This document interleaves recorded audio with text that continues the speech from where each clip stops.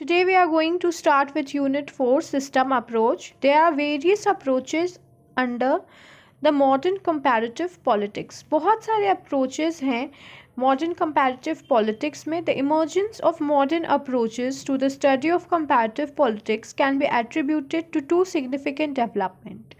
क्योंकि बहुत सारे अप्रोच जो है वो डेवलप हुए, मॉडर्न अप्रोचेस डेवलप हुए, जिसके वजह से कुछ सिग्निफिकेंट डेवलपमेंट भी हुआ सोसाइटी में, जैसे कि decolonization and the behavioural movement that was followed by the world war two. Decolonization हुआ मीन्स जो कॉलोनियल रूल में थे, जैसे कि हम लोग मैक्स वेबर या वुल्फ के थ्योरीज़ को जब हम लोग देखते हैं कि उनका कहना था कि जो हमारा इंटरनेशनल रिलेशन का स्टडी था ना, वो बहुत ज़्यादा यूरोसेंट्रिक फोर्स से इन्फ्लुएंस था, बहुत ज़्यादा यूरोपियन इन्फ्लुएंस था. क्योंकि या तो उस समय 1780 19th सेंचुरी में जो स्टेट्स थे वो तो कॉलोनीज़ के अंदर रूल कर रहे थे, या तो कॉलोनियल रूल चल रहा था, या तो वो अभी भी इन्फ्लुएंस थे एक्स कॉलोनीज़ के. तो जिसके वजह से बहुत ज़्यादा यूरोसेंट्रिक फोर्स जो था वो हैवी था. तो बहुत सारे मॉडर्न अप्रोचेस आने के कारण दो सिग्निफिकेंट डेवलपमेंट हुआ. पहला तो डीकोलोनाइजेशन हुआ और सेकंड बिहेवियरल मूवमेंट हुआ. डीकोलोनाइजेशन मतलब जो कॉलोनियल रूल था वो ख़त्म हुआ, और बिहेवियरल मूवमेंट मतलब लोग अब साइंटिफिक चीज़ के ऊपर अपना फोकस बढ़ाने लगे, लोग सोशल वेलफेयर के लिए अपना आवाज़ उठाने लगे वर्ल्ड वॉर टू के बाद. क्योंकि वर्ल्ड वॉर टू के बाद हम लोग देखते हैं बहुत ज़्यादा human destruction, life destruction, environment degradation हुआ था. These approaches are seen as response to limitation of traditional approaches. और इसी अप्रोचेस के कारण ऐसा कहा जाता है कि ये सब लिमिटेशंस था ट्रेडिशनल अप्रोच का. And aim to bring a more scientific and perspective to study of political science. ऐसा कहा जाता है कि टू सिग्निफिकेंट डेवलपमेंट था, डीकोलोनाइजेशन और बिहेवियरल मूवमेंट. इसके वजह से ट्रेडिशनल अप्रोच जो था वो लिमिट हो गया और more scientific and perspective way of study of politics science आ गया. साइंटिफिक वे का यहाँ मतलब है कि मोर स्टैटिक वे, जो काफ़ी एक्यूरेट हो, वैसा वे जो है पॉलिटिकल साइंस के स्टडी करने के लिए अब सामने आ चुका था. System approach. After the Second World War, the social claimed for the amalgamation of sciences for which they took the help of system approach. हम लोग देखते हैं कि सेकेंड वर्ल्ड वॉर के बाद बहुत सारे सोशल अमेलगेशंस हुए थे साइंस में. दे टुक हेल्प ऑफ सिस्टम थ्योरी. वो लोग जो थे वो सिस्टम थ्योरी का हेल्प लिए थे. जितने भी अमेलगेशंस या चेंजेस आए थे वर्ल्ड वॉर टू के बाद, वो सब किसका हेल्प लेते हैं? सिस्टम थ्योरी का हेल्प लेते हैं. This approach describe the relationship of political life with other aspect of social life. इस अप्रोच में क्या था कि आपके पॉलिटिकल लाइफ को अदर सोशल लाइफ से कंपेयर करके बताया जा रहा था कि क्या रिस्पेक्ट है दोनों का, इंटर रिलेशन है दोनों का, political life and social life का. The idea of a system was initially borrowed from biology by Talcott Parsons, who the first promoted the concept of social system. तो system approach कहाँ से आया था? Excuse me. तो system approach जो है ना वो एक बायोलॉजिस्ट के द्वारा लाया गया था. और यह टैलकॉट पर्सन जो थे, ही वॉज अ बायोलॉजिस्ट, जो सबसे पहले कंसेप्ट दिए थे सोशल सिस्टम का. Later on David Easton further develop the concept of political system. और उसके बाद डेविड ईस्टन, पॉलिटिकल साइंटिस्ट जो हैं डेविड ईस्टन, उनके द्वारा कंसेप्ट दिया गया पॉलिटिकल सिस्टम का. In the decade of 60s the system theory became an important tool to evaluate and investigate the key factors in political science.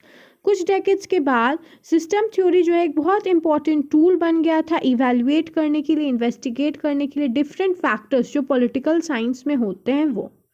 Among the political scientists, David Easton had been the first to apply this theory to political analysis. David Easton जो थे वो first ऐसे political scientist थे जिन्होंने यह political system का theory जो है वो अप्लाई किया था. This approach signified that political system operates within a social environment. इस अप्रोच का मेन सिग्निफिकेंस क्या है? इसका अप्रोच का मेन सिग्निफिकेंस यह है कि यह एक सोशल इन्वायरमेंट में ऑपरेट करता है. सोशल इन्वायरमेंट कौन है? हम लोग, we people are the social environment. और हम लोग जिस चीज़ को चाहते हैं वैसे ही हमारा पॉलिटिकल सिस्टम चलता है. Consequently, it is not possible to analyze political events in isolation from other aspect of the society. हम सोसाइटी को पॉलिटिकल इवेंट से अलग नहीं कर सकते, क्योंकि सोसाइटी के तरह से ही पॉलिटिकल इवेंट्स चलता है, जैसा सोसाइटी चाहता है वैसे ही चलता है. अगर हम लोग चाहेंगे कुछ और करेगा पॉलिटिकल पार्टीज कुछ और करेंगे, तो of course we are going to change them after the next term, जब उनका टर्म कंप्लीट होगा. तो put in other way, influence from the society, be it economic, religious, otherwise, do shape the political process. तो political process कैसे shape होता है? Society से. Society में इकोनॉमिक, रिलीजियस और डिफरेंट फैक्टर्स होते हैं जिसकी वजह से पॉलिटिकल प्रोसेस जो होता है वो शेप होता है. System theory of David Easton works on the input and output model. System theory किस पे वर्क करता है? डेविड ईस्टन का input output model. In this model the demand comes from the environment. इसमें क्या होता है? मेनली जो डिमांड होता है वो इन्वायरमेंट से आता है. इन्वायरमेंट कौन हुए? हम लोग, वी द पीपल है, जो हम लोग इन्वायरमेंट है. हम लोग से कोई सोशल कॉज सोचते हैं, वो डिमांड हुआ हम लोगों का. और उस चीज़ को फुलफिल करने के लिए, which can be for fulfilling the particular demand on the public, both the demand and support has been considered as input. जो डिमांड आया और जो सपोर्ट आया, दोनों को इनपुट कहा जाता है. It has been mainly classified into 4 parts and corresponding output of the input. जैसे कि हम लोग देखेंगे, demand for allocation of goods and services, support material support, output extraction और example payment, tax fee etcetera. Demand for regulation of behaviour, obedience of law and regulation of behaviour. तो पहला जो है डिमांड है, फर्स्ट में हम लोग देख रहे हैं demand for allocation of goods and services. पहला डिमांड हुआ कि गुड्स एंड सर्विसेज का एलोकेशन हो. सपोर्ट किसका मिला? मटेरियल का सपोर्ट मिला, गुड्स एंड सर्विसेज प्रोवाइड किया गया. आउटपुट क्या आया? ज़्यादा से ज़्यादा टैक्स फी कलेक्ट कर पाया गया, क्योंकि ज़्यादा से ज़्यादा गुड्स का प्रोडक्शन हुआ. फिर देखते हैं demand for regulation of behaviour. बहुत सारा डिमांड हुआ कि बिहेवियर जो है लोगों का, उसमें रेगुलेशन होना चाहिए. सपोर्ट कैसे मिला? लॉस बनाया गया. आउटपुट क्या हुआ? रेगुलेशन ऑफ बिहेवियर में चेंज आ गया. डिमांड फॉर पार्टिसिपेशन हुआ. सपोर्ट किसको क्या मिला? Support bye participation, allocation of goods and services. Demand for communication and participation, support bye paying attention and symbols were respect national flag and anthem. तो demand होता है, support होता है और उसका आउटपुट होता है. Because of the system of theory presently, the term political system has been chosen to the term state or government because it includes both formal and informal political instructions and processes. Those continue to exist in a society. System theory को presently political system कहा जाता है क्योंकि it has been chosen to term the state or government. इस political system को किसको दिखाने के लिए चूज किया गया है?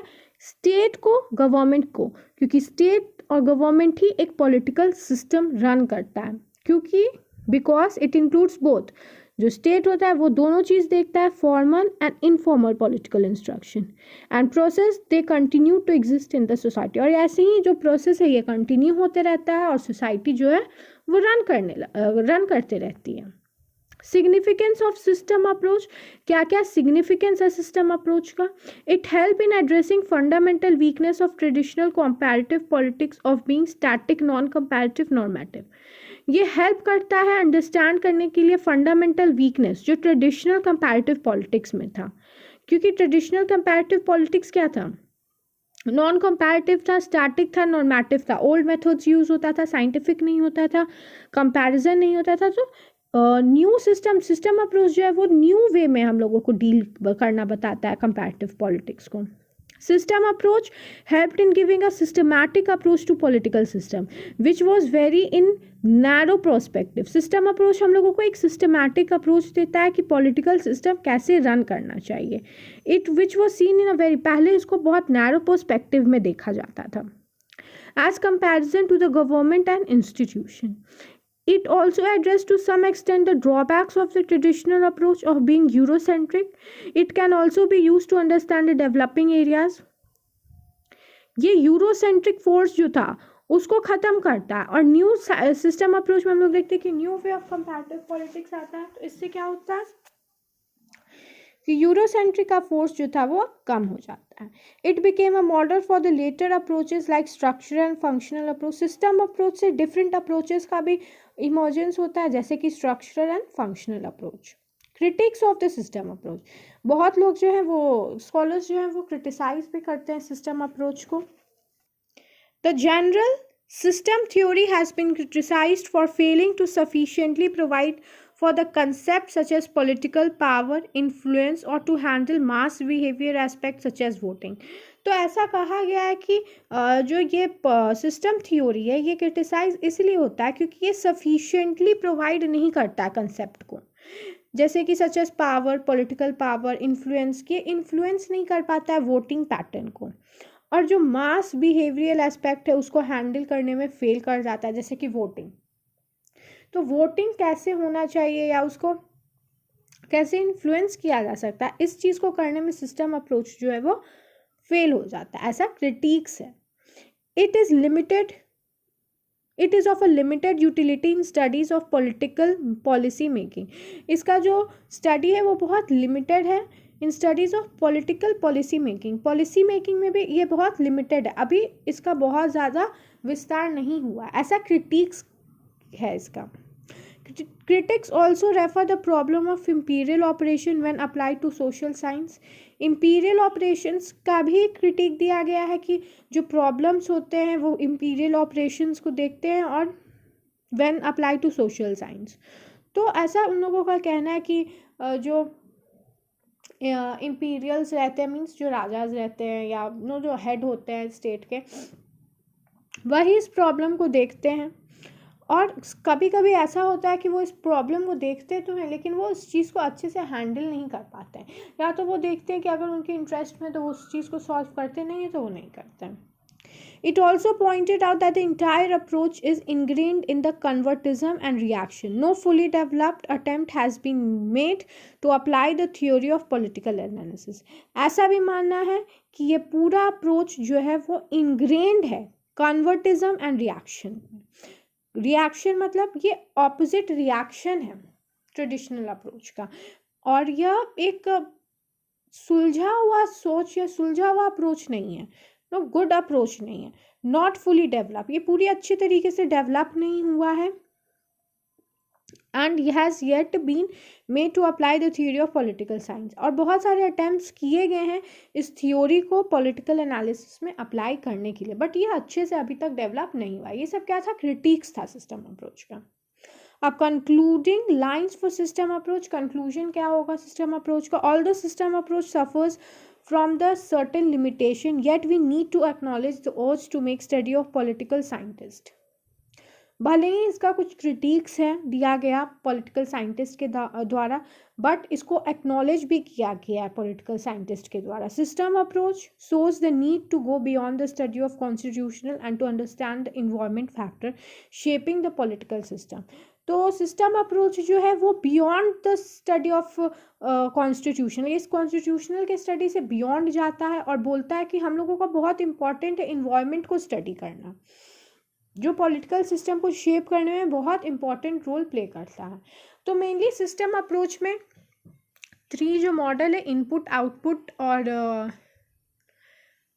इनपुट आउटपुट मॉडल जो है वो आप, और सपोर्ट, तो input support and output model, ये 3 चीज़ आपको याद रखना बहुत ज़रूरी है। और सिस्टम अप्रोच जो है ना वो मेनली इन्वायरमेंट से इन्फ्लुएंस, इन्वायरमेंट को स्टडी करता है और इन्वायरमेंट के इन्फ्लुएंस से आके बहुत सारा रूल्स एंड रेगुलेशंस बनाता है। जैसे कि रेप केस हुआ दिल्ली में, निर्भया, उसके बाद हम लोग देखते हैं कि बहुत सारे रूल्स एंड रेगुलेशंस बनाए गए।